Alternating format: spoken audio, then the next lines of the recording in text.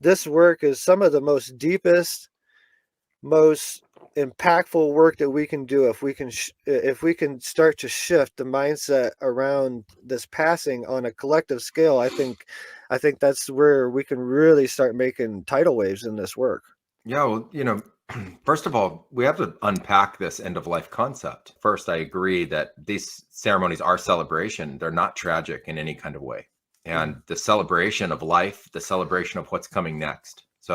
And the celebration of what was before. So, like, first of all, we've been brought up with an ideology, which is just a set of beliefs, right? Just a set of beliefs. No one knows. No one really knows what comes before, during life, and after. And is a belief in an afterlife, and we've been given this idea by others that are alive as well. And what I learned in ayahuasca ceremonies was that you get prepared for what's coming uh, before you even get there. And so there isn't this tragedy at end of life. You don't put off the notion of death until the end of life. And I don't even believe in death from these experiences. I only believe in the next birth. I only believe in the continuation of life and the continuation of consciousness. We've been given this idea that it's black or white about the body. Like, it's the body's alive and I'm only that, or the body's going to die and they call it a meat suit and it was never purposeful. And I just don't believe that at all. I believe that when you have a body absolutely purposeful to your evolution and your growth and your consciousness, it's part and parcel of who you are, but you were never supposed to be your body forever.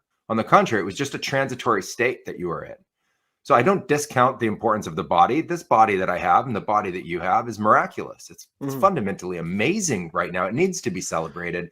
But the fact that we're going to shed it and move on is a graduation in my mind. It's a new birth. It's a new life. Right now, modern society and culture is built on the fear of death and the denial of it. People don't want to talk about it. People want it to be a tremendous tragedy.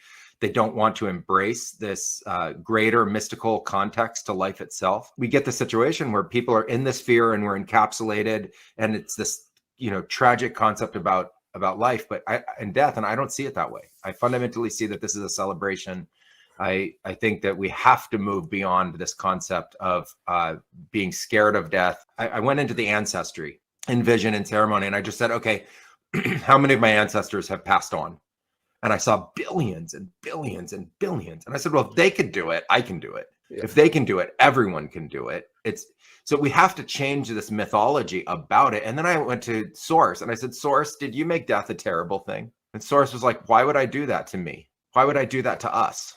Why would I do that to this evolution of life? I would not make that a terrible thing. Like, I wouldn't do that. Like, that's not what that is. So however we got this idea in our head that the actual transition from going from body being the cellular matrix that's alive to us transcending that is not, in according to Source, a terrible thing. And so then I went to the ancestors that passed on. And I said to them, well, is this a terrible thing? And they said, no, it's not a terrible thing at all. The body doesn't like it. It struggles for a period of time. But then as soon as the struggle's over, the body gets flooded with all of these bliss substances that we produce ourselves. You go into a psychedelic state, the portal opens up, which I've seen through near-death experiences many times, and it's ready for you that time, so it doesn't reject you. You go right through it. You go through this incredible bliss experience. Then you're on the other side of the veil of this physical life.